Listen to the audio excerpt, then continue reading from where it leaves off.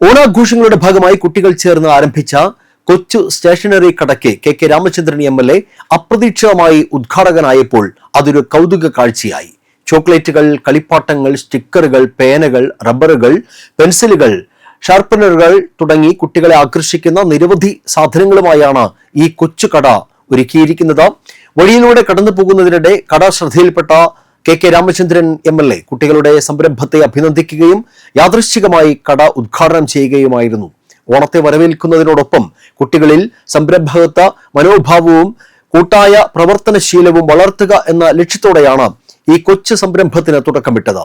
എൽവിന Melvin, Ivana Melvin എന്നിവരോടൊപ്പം കുട്ടികളുടെ അമ്മയായ Shakhi Paul, Mariyam, Christine Paul, Lissy, Sinol തുടങ്ങിയ കുടുംബാംഗങ്ങളാണ് ഈ വേറിട്ട സംരംഭത്തിന് പിന്നിൽ.